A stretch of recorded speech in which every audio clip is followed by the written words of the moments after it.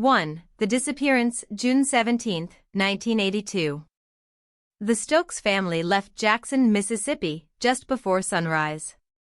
They packed up their beige 1978 Chevrolet Suburban with camping gear, a red Coleman cooler, a second-hand two-person kayak, and enough peanut butter sandwiches to last the week.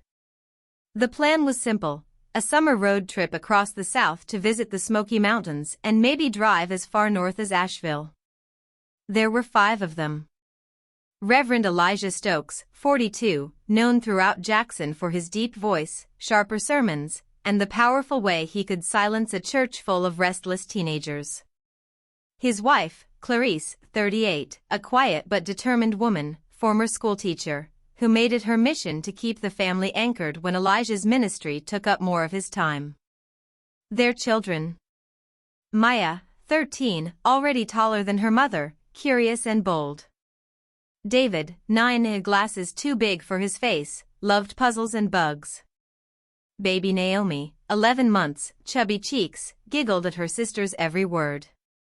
They were last seen around 10:30 a.m. at a gas station in northern Alabama, near a town called Cedar Grove, population under 1,000. The clerk, who was 17 at the time, remembered the family well because they had paid with exact change and the little girl had offered him a drawing of a bird. He'd pinned it behind the register for weeks before someone threw it away. No one saw them after that. They never checked into the campground they had reserved near Gatlinburg. They never called family. No bank card was used again. No bodies were ever found. The car disappeared too. And for 20 years, the case of the Stokes family became one of those sad, dust-covered mysteries whispered about in small towns and buried in archives. Until the fall of 2002. 2. The discovery, October 3, 2002. It was a gray Thursday in Wheeler National Forest, Tennessee. The sky hung low, and the smell of pine was thick enough to taste. James Mercer, 61, a retired postal worker from Knoxville, was hunting mushrooms with his Labrador, Chester. It was his usual trail, an unmarked path that ran near an old ranger station no longer in use. James wasn't looking for anything unusual. Just morels and solitude. That's when Chester started barking. At first, James thought it might be a deer. But the barking didn't stop, it grew sharper, more frantic. When James followed the sound, he found Chester standing stiffly at the base of an old elm, growling at something poking out of the dirt. It looked like a piece of rusted metal. James dug a little. Then stopped. What he saw next made his stomach churn. A license plate, Mississippi, faded but legible. Below it, part of a smashed headlight, brittle with age. And something else. Fabric. Faded plaid. He called the local ranger office on his satellite phone. Within 6 hours, the area was cordoned off. By the next morning, the FBI was on site. 3. The scene in the forest. The car, or what remained of it, was found in a shallow ravine, covered in decades of moss and dirt. Trees had grown around it, concealing it from aerial view. It had clearly crashed, though not in a way that suggested high speed. More like, it had been driven off the road deliberately. Inside, investigators found several bones, later confirmed as non-animal. The rusted handle of a baby's car seat. A plastic toy giraffe, melted and warped from years of sun and moisture.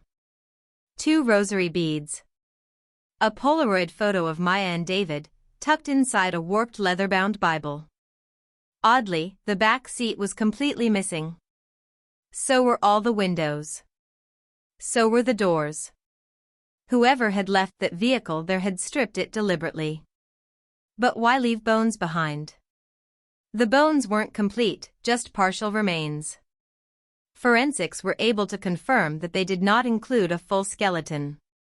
It was impossible to tell how many people had died in that car, or even how. More chilling still. Rangers confirmed that the trail James Mercer had taken didn't exist in 1982. It had been cut only in 1998 when fire crews needed access to the southern edge of the woods, meaning the car had likely been moved there after the family's disappearance. 4. Questions with no answers. As the press got wind of the discovery, the story spread. Cold case heat up, Stokes family car found in remote forest. Bones in the woods, break in 20-year mystery? Forest of secrets. Where is the rest of the Stokes family? Reporters flooded Jackson. They dug through old sermons. Interviewed Clarice's surviving cousins. Contacted Maya's old classmates, now in their 30s. Some remembered the family fondly, others barely at all. A few mentioned something about how Elijah had been on edge in the weeks before the trip. Like he knew something was gonna happen, one man said.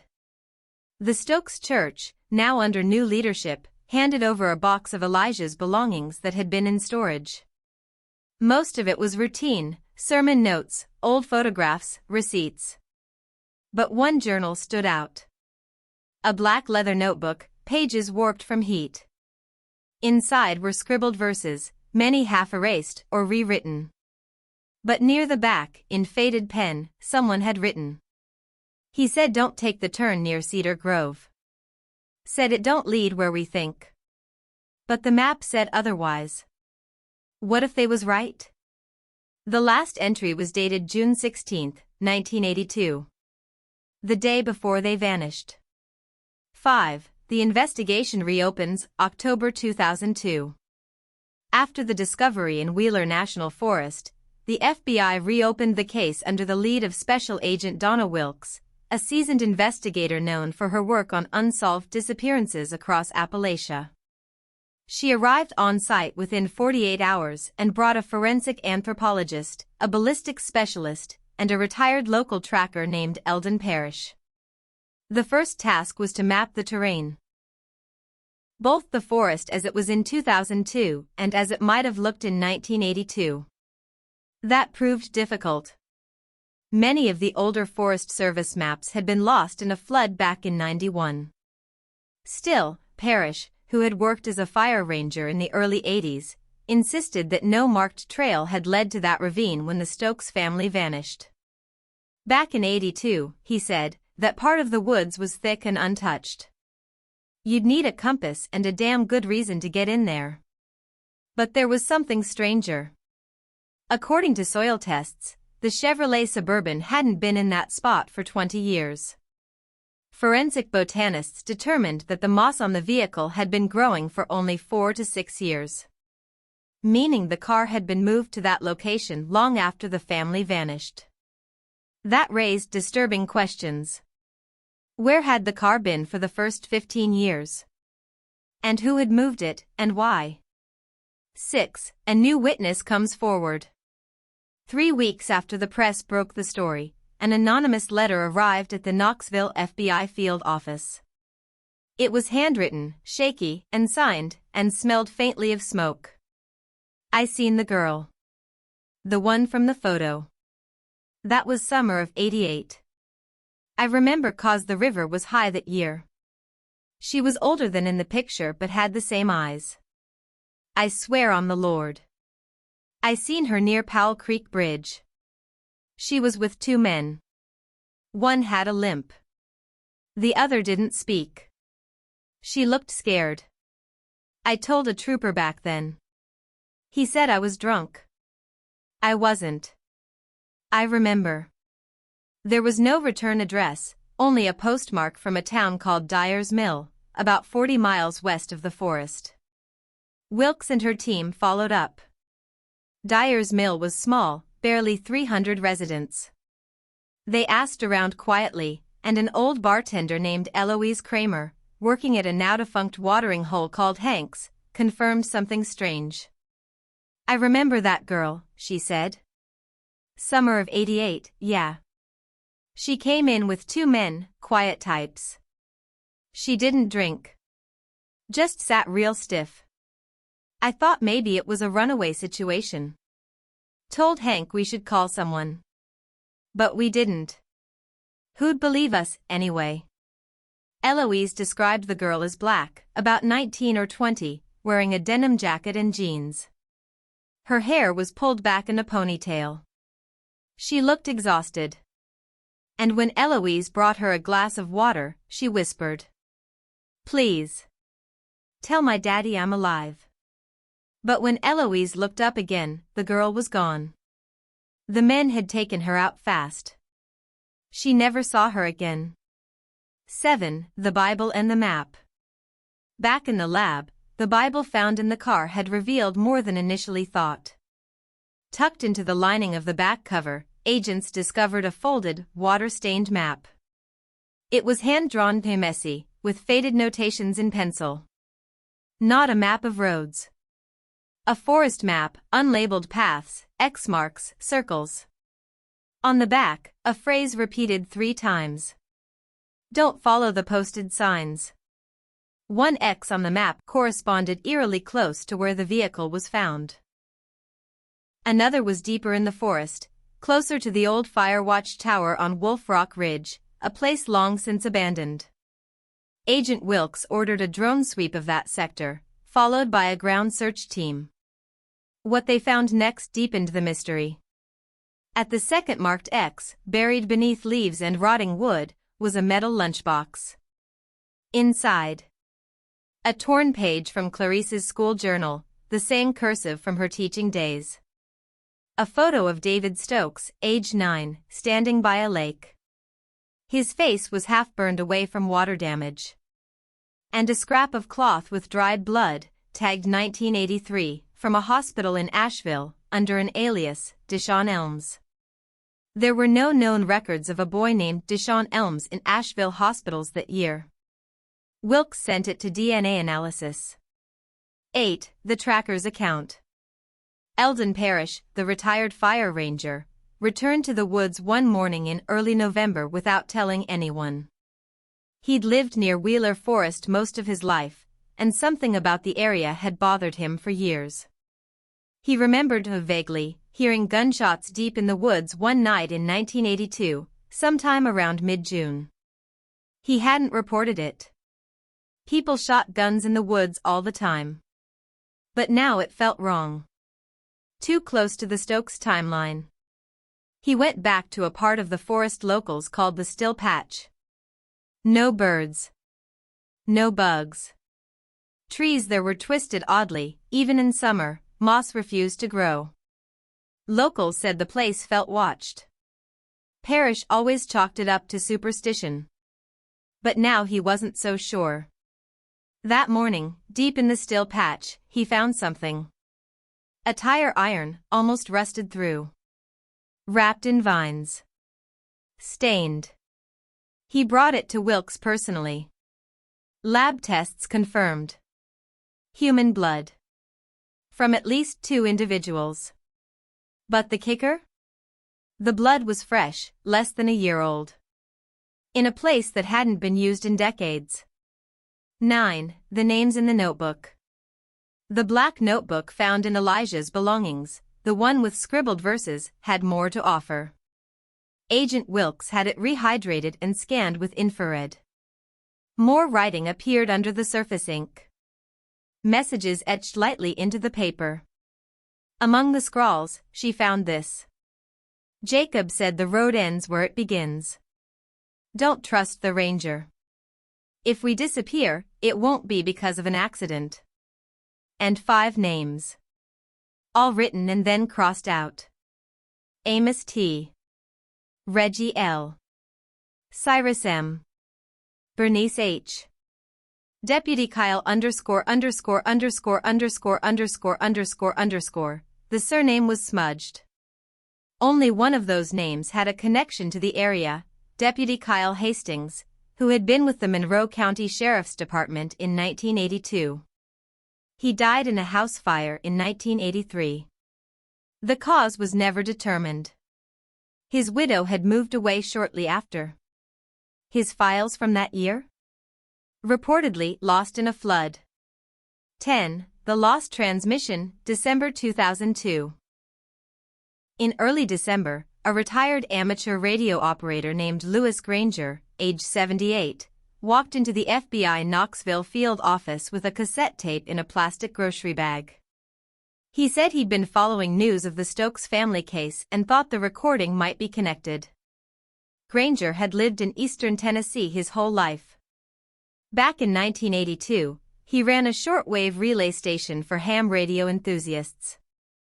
On the night of June 15, 1982, he had been scanning local frequencies for atmospheric distortion when he caught a signal, weak, choppy, but human. He'd recorded it, but it never made sense until now. The tape was digitized and analyzed. Here's a cleaned-up transcription of what was heard between static bursts and forest sounds. Don't know where we are anymore. Elijah said keep going, but there's no road. Clarice is crying, she said the baby's cold. Something's following us, I swear. I saw eyes. Static. We need help, anyone, if anyone hears this. This is not an accident. The signal cut out. The tape had a timestamp of 11:42 p.m., and Granger noted he'd logged it under emergency interference, but when he tried to follow up with the park rangers the next morning, he was told there had been no missing persons reports from that area. That part disturbed Wilkes the most. Someone in the park system must have known and chose not to act. 11. The Fire Watch Logbook. Agent Wilkes requested archived fire watch logs from Wolf Rock Ridge Tower, the closest structure to the area where the car and the lunchbox were found. Though the tower had been decommissioned in 1984, some logs had survived in a municipal storage facility in Gatlinburg. Most of the entries were routine. Weather conditions. Fire risk. Animal sightings. Except for one. Dated June 16, 1982, the morning after the recording. Smoke near South Hollow. Looks like vehicle fire. Not natural. Saw movement before dawn. Human? Unsure. Submitted notice to Ranger Kyle H. He said he'd take care of it. Nothing logged officially. The note was signed RD. There had only been one Forest Tower observer that month with those initials, Randall Drexler, now deceased. Wilkes began searching for any photographic evidence from the tower. To her shock, she found a roll of undeveloped film, logged and forgotten inside a fireproof case. It had been sitting untouched for 2 decades. The FBI lab developed the film. It contained 3 images. A plume of smoke rising from between trees in a remote section of Wheeler Forest, timestamped early morning, June 16, 1982. A silhouette of a large vehicle, mostly obscured by brush. Possibly the Suburban. A figure standing alone in the clearing. Back turned. Wearing a long coat or robe. Holding something metallic. The quality was poor, but something about the figure's posture felt wrong. Wilkes stared at it for hours. 12. The Ranger's Cabin. Digging further into records from the Monroe County Ranger Station revealed that Ranger Kyle Hastings had occupied an off-grid field cabin deep in the forest during June 1982. Officially, it was used for extended wildlife monitoring, but no such program was in effect that summer. Satellite images from 1990 still showed a structure in that zone. By 2002, it had vanished from newer surveys, likely collapsed or overgrown. Wilkes sent a small team with GPS and machetes into the area marked on the old maps. It took them 4 days to reach the site. What they found was a half-collapsed hunting-style cabin, almost entirely consumed by ivy and rot. Inside were metal hooks attached to ceiling beams. A partially burned mattress with old blood staining one corner. A stack of audio reels, weather-damaged but partially legible. A children's backpack tucked under the floorboards, marked DS in faded ink. And a Polaroid photo, almost stuck to the wood floor from years of damp. The Polaroid showed 2 children, one clearly black, a girl around 10 or 11, with braids. The other, a boy, possibly younger. They were not smiling. They were sitting on the cabin floor, with a sheet of newspaper pinned behind them. Knoxville Sentinel, June 12, 1982. 13. The newspaper clipping. Another strange discovery came from a local historian who had collected unusual news clippings over the years. When he saw the story of the Stokes case reopening, he reached out to Wilkes. Among his collection was a missing person notice from June 13, 1982, but not for the Stokes family. The clipping showed a missing 13-year-old boy named Troy Ledbetter, reported missing by a foster home in Knoxville after disappearing during a church trip to the Smokies. The photo of Troy bore a shocking resemblance to the boy in the Polaroid found in the cabin. No connection had ever been made between the two cases. But even stranger, the foster home he'd disappeared from was run by a now-closed organization called New Dawn Fellowship, which had lost 5 other children between 1977 and 1984, all under non-criminal circumstances. The pattern was never formally investigated. Wilkes noted this in her report. Beginning to believe this is not simply a family disappearance. Possible pattern across years. Others involved may go deeper than local jurisdiction. 14. Unanswered questions. By early January 2003, Wilkes's team had compiled the following disturbing list of unexplained elements. The Stokes vehicle had not been in the ravine for 20 years, only since approximate 1996. Someone had stored the vehicle, then returned it to the woods. The radio recording from 1982 may have captured real-time distress from a family member. Multiple sightings of Clarice Stokes, 6 years after the disappearance, suggest she may have survived the initial event. Blood from the tire iron found in the still patch dated from the late 1990s. A Rogue Ranger cabin with multiple signs of captivity, hidden for decades. A photo of children who may never have been reported missing, or were forgotten. And a Bible map leading to areas still not fully explored. The case had gone from a missing family to something much larger. And then, just as Wilkes prepared to return to the forest to investigate the third marked location on the Bible map, she vanished. 15. Agent Wilkes disappears, January 2003.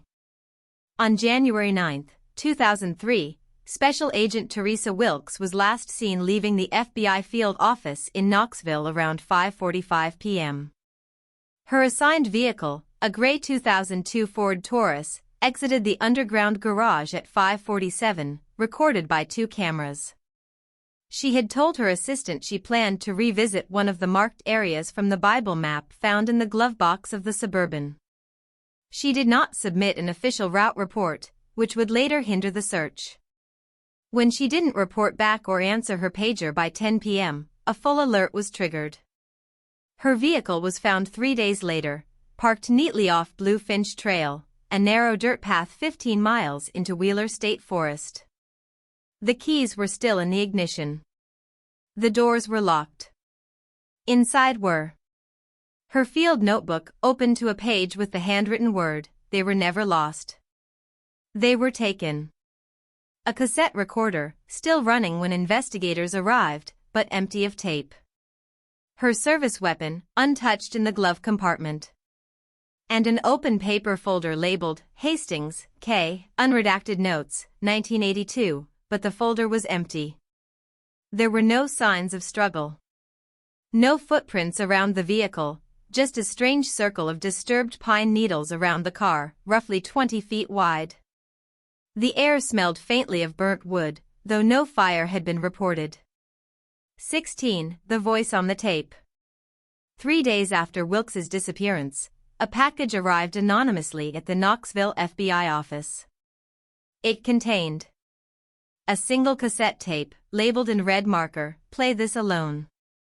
A torn photograph of a girl, possibly Clarice Stokes, staring straight into the camera with what looked like dried blood on her collar. And a small bundle of black and white Polaroids, each one showing a different forest trail from above, as if taken from the trees. The cassette was sent to the Quantico lab. Audio technicians described what they found as distorted but undeniably human. On the recording, a woman's voice, ragged, urgent. "This is Agent Teresa Wilkes. If anyone finds this, I'm not alone out here. I followed the trail on the Bible. Third mark, it's not a location, it's a name. I think it's..." Sudden distortion. Rustling. Muffled shouts. "Oh God, something's here. It's watching me. It knows who I am." Silence. Then a male voice whispering, "You shouldn't have come back."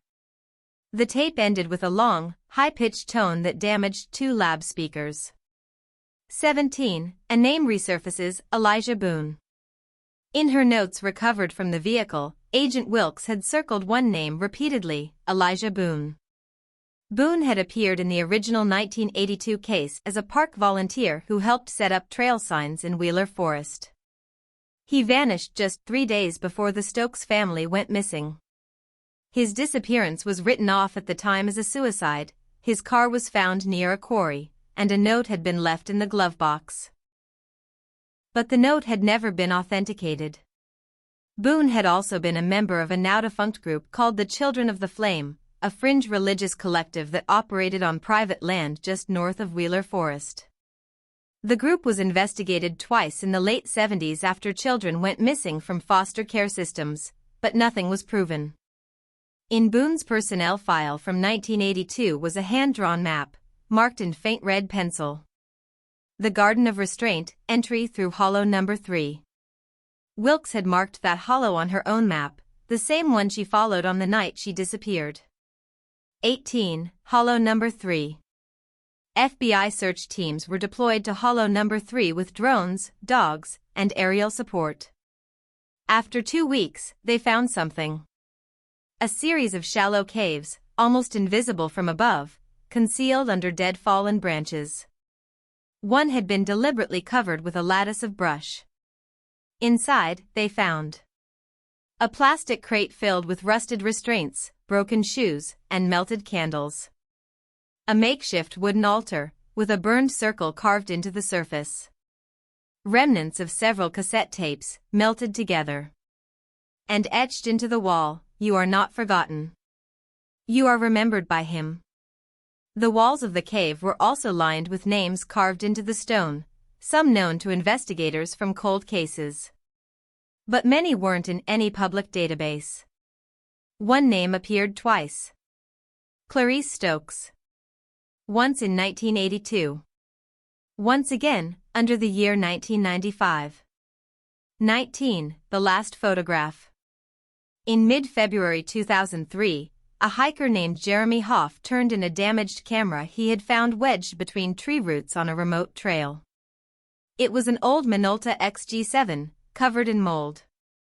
Somehow, one roll of film inside had survived.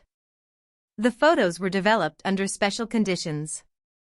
Frame 7 showed what appeared to be a makeshift camp, deep in the woods. A white tent. A fire pit. Laundry strung on trees. Frame 8 showed a man standing with his back to the camera. He wore a ranger's uniform, despite no such uniform being in circulation since the 1980s. On his sleeve was a patch not recognized by the Park Service. A circle with a flame inside. Frame 9, the last, was a close-up, taken hurriedly, slightly tilted. It showed a young woman, maybe in her late 20s, with braided hair and hollow eyes. She looked directly at the camera. And her name tag, visible but faded, read, C. Stokes. By March 2003, the FBI investigation had attracted national media attention. The disappearance of Special Agent Teresa Wilkes was a shock, and the strange discoveries in Wheeler Forest only deepened the mystery. Yet, despite public pressure, the official investigation stalled. Internal memos leaked to a few reporters suggested the case was being quietly shelved. A senior FBI official told agents to stand down on further searches in hollow number 3. Many field agents believed the reason was simple but disturbing. Some names etched in the cave walls, including Clarice Stokes, were linked to influential political families and possibly off-the-books operations that no agency wanted to expose. 21. Enter Jonathan Marks, the investigative journalist. Jonathan Marks, a veteran reporter from the Tennessee Tribune, refused to let the case go cold. He had been following the story since Wilkes disappeared. Jonathan secured the help of a local guide, Maggie Dawson, a forestry ranger with deep knowledge of Wheeler State Forest and a passion for uncovering hidden truths. Together, they prepared to venture into Hollow No. 3 and the surrounding woods, armed only with a copy of Wilkes's notes, the Polaroids, and a map Jonathan had reconstructed from FBI documents. 22. Into the woods. On April 2, 2003, Marks and Dawson entered the forest at dawn. The air was crisp and filled with birdsong, but an unshakable tension lingered. Following the faint trails marked on the map, they reached the entrance to Hollow No. 3. The cave's mouth was almost completely obscured by branches and brush, exactly as the FBI had found it. Inside, they saw the remains of the altar and the scratched names, now partially covered in moss. Marks noticed fresh footprints near the cave entrance, too fresh for an abandoned site. 23. A hidden compartment. While photographing the cave walls, Dawson spotted a loose stone near the base of the altar. It shifted easily, revealing a narrow hollow carved into the rock. Inside was a small leather pouch, containing a faded photograph of a smiling young boy in 1980s clothing, unknown to them. A handwritten letter in fragile, faded ink. To whoever finds this, know that the truth is buried deeper than these woods. We were never meant to be found. But someone must remember. 24. The letter's aftermath. The letter offered no signatures, but the handwriting matched Teresa Wilkes's notes.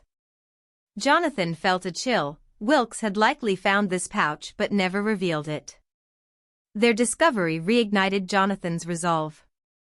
But as they prepared to leave the cave, the forest around them fell unnervingly silent. Suddenly, a low hum seemed to vibrate through the trees, subtle yet palpable. Both glanced at each other, unease growing. Before they could react, a bright flash lit the cave entrance. When their eyes adjusted, the light was gone, but so was the pouch.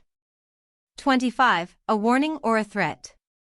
Back in town, Jonathan's call to report the incident was met with skepticism. His contact at the FBI warned him, cryptically.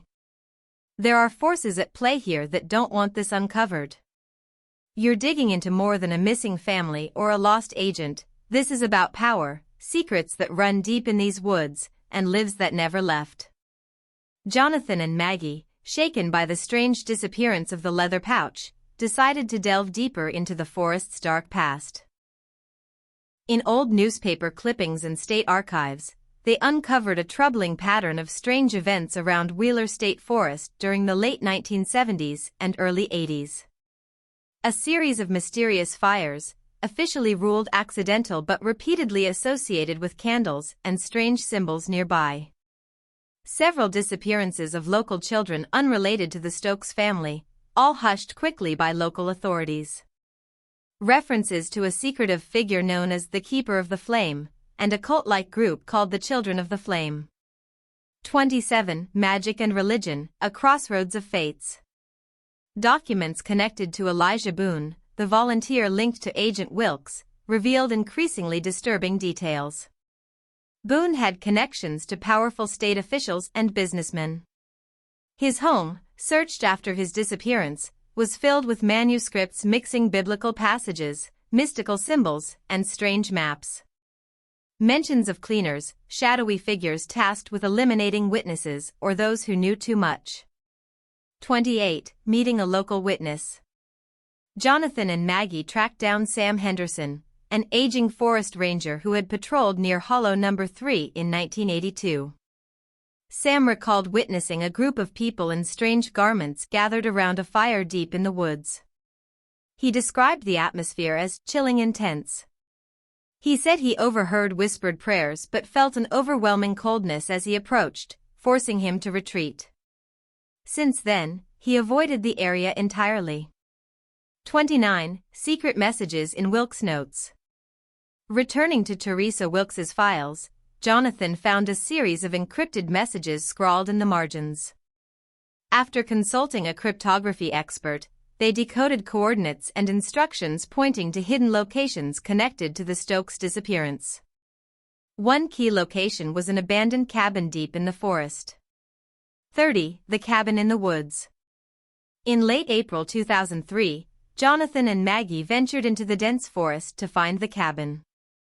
The structure was weathered and nearly swallowed by moss and decay. Inside they found broken, dust-covered furniture, torn pieces of children's clothing, a journal with missing pages, a chalk-drawn symbol on the wall resembling a flame encircled by a ring. In a shadowed corner, they discovered a hidden niche containing a diary, apparently belonging to a member of the Stokes family. 31. The diary's dark pages. Jonathan carefully opened the fragile diary. The pages were yellowed, some torn, but the handwriting was clear, a woman's cursive, steady but urgent. It belonged to Clarice Stokes, mother and matriarch of the vanished family. The entries began like any family journal, happy memories of their trip, excitement for the adventure, hopes for new beginnings. But as the pages progressed, the tone shifted drastically. April 5, 1982. The woods here feel alive, almost watching us. Elijah warns me to stay close, but I don't trust him. There's something about this place, something dark lurking beneath the pines. April 12, 1982. Strange voices at night, chanting in a language I don't understand. Our children are restless, nightmares steal their sleep. Elijah says the forest is testing us, but I fear we are trespassing on something we cannot control. April 19, 1982. I found marks carved into the trees, symbols like the ones I saw in Elijah's papers.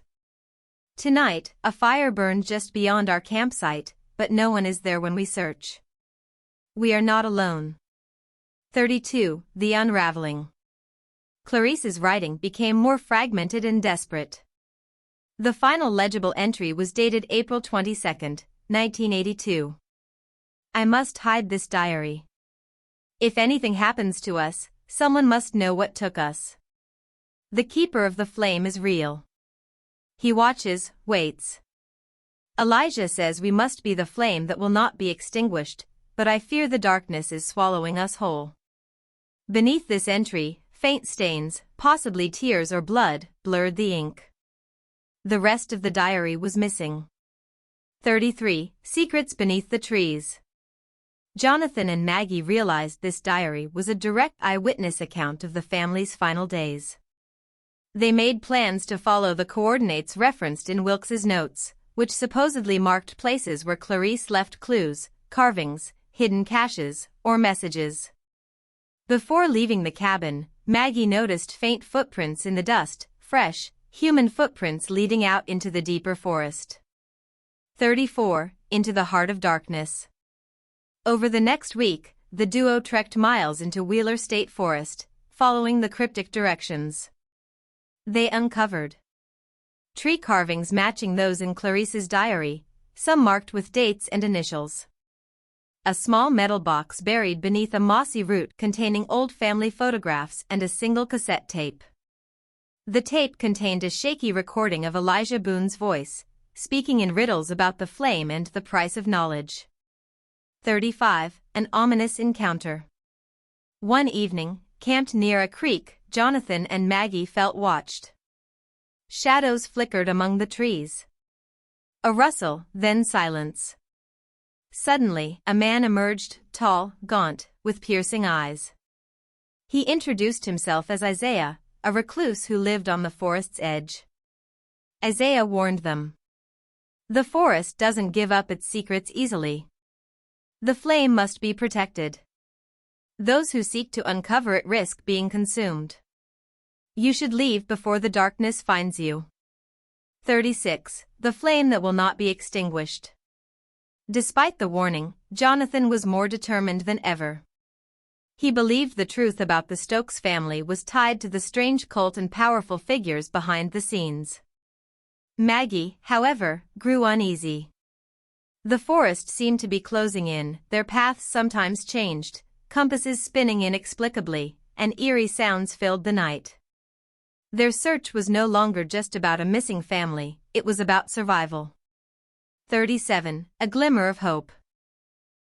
On the morning of April 30th, after days of tracking and near exhaustion, Jonathan and Maggie found a clearing hidden by thick underbrush. At its center stood a weathered stone altar, etched with flames and a circle, the same symbol from the cabin. Surrounding it were dozens of small items, tokens, trinkets, and personal effects, some belonging to the Stokes family. Among them, a small wooden box carved with delicate patterns. Inside, a letter addressed to the seeker. If you have found this, you are closer than anyone before. The flame burns in all of us, but some truths must remain hidden until the time is right. Beware the shadows that guard the flame. Part 8. The final pieces. 38. The weight of truth. Jonathan and Maggie sat by the campfire in the hidden clearing, staring at the letter and the scattered personal items. The feeling of being on the brink of revelation mixed uneasily with fear. The phrase "shadows guarding the flame" felt like a direct warning, but what exactly were they hiding? They knew this investigation ran much deeper than a simple missing family case. There were forces involved far darker and more powerful than they had imagined. 39. Elijah Boone's memories. Returning to the cassette tape, they carefully listened again to Elijah Boone's cryptic message. His voice trembled, as if afraid of being overheard. The flame is both a gift and a curse. It burns to reveal truth, but it also consumes the soul. We were chosen, but at a price. The forest isn't just trees, it's a veil between worlds. These words shed light on the cult, the rituals, and the silence surrounding the disappearances. 40. Isaiah's warning and the escape plan. That night, as shadows deepened, Isaiah appeared quietly at their camp. This time, he came not just to warn, but to help. He confessed that he had once been part of the Children of the Flame, but had fled when he saw the true cost: disappearances, violence, and terror. Isaiah explained the forest was a ritual ground where those deemed unworthy or too curious vanished without a trace. To escape, Jonathan and Maggie would have to avoid traps and elude the shadowy guardians of the secret. 41. The chase through darkness. As they prepared to leave, dark figures cloaked in black appeared among the trees, the cleaners, guardians of the cult's secrecy. A frantic chase ensued through twisting, shadowed paths, the forest alive with whispers and danger. Jonathan and Maggie nearly fell into a trap, but Isaiah's quick thinking and bravery diverted their pursuers, allowing the three to escape. 42. The final riddle. During a brief moment of calm, Jonathan spotted a carved symbol on the ground, the same flame encircled by a ring seen in Clarice's diary and at the altar. Using Clarice's notebook, he deciphered an ancient message. When the flame flickers, the past reveals itself. Trust the light within, and the path will open. Gathering all the evidence, they realized the truth was not hidden in a place or a person, but in acceptance and acknowledgement. The flame was both a literal and metaphorical beacon. 43. Returning to the world. Safely out of the forest, Jonathan and Maggie handed over their findings to the authorities. The Stokes family's story was finally told, terrifying, yet necessary. The Children of the Flame cult was exposed, with members arrested or scattered, and Wheeler State Forest was protected and studied. Though justice was served, shadows remained in Jonathan and Maggie's eyes, remnants of what they had faced. 44. Epilogue, The Flame Within. Months later, Jonathan received an anonymous letter, no signature, only the flame symbol. Inside was a photograph, a living fire burning deep in the forest, flickering and alive, a flame that would never be extinguished. The Stokes family's story lived on in the hearts of those who sought truth. And the flame, both a symbol of hope and danger, continued to burn in the dark woods of Wheeler State Forest. Part 9, Shadows in the Mind. 45. Jonathan's Haunted Silence. After the case closed, Jonathan often found himself staring into the night sky, haunted by memories he couldn't shake. The weight of the truth didn't bring relief, it left scars deeper than he expected. He struggled with guilt. What if he'd missed a sign? Could he have saved the Stokes family? His nights were restless, filled with fragmented dreams of the forest shadows and the flickering flame. In quiet moments, he found solace in writing, piecing together the story, trying to understand the fragile line between belief and reality. 46. Maggie's Burden of Secrets. Maggie, too, was changed forever. Her scientific mind struggled to reconcile what they uncovered with reason. She felt a mix of anger and sorrow, anger at the cult that destroyed lives, sorrow for the innocent victims. Her relationships grew strained, the world seemed dull after such darkness. But she vowed to keep digging into the unexplained, the flame had sparked a need for truth she couldn't ignore. 47. Isaiah's Redemption. Isaiah's story was perhaps the most complex. His escape from the cult wasn't just physical, it was a lifelong fight against his past.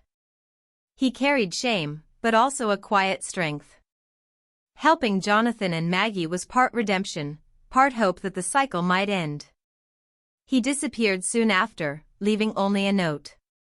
The flame burns in all of us, it can warm or it can burn. Choose wisely. 48. The Final Message. Jonathan received the anonymous letter with the photo of the flame weeks later. It felt like a reminder, the story was never truly over. The flame symbol, once a mark of fear, had become a beacon of awareness. He placed the photo by his desk, where it glowed softly in the lamplight. 49. The Forest's Whisper. Far away, deep within Wheeler State Forest, the flame flickered among the trees. The forest whispered stories to those who dared listen, stories of loss, secrets, and the enduring light that binds past and present. The flame never died. Neither did the mystery.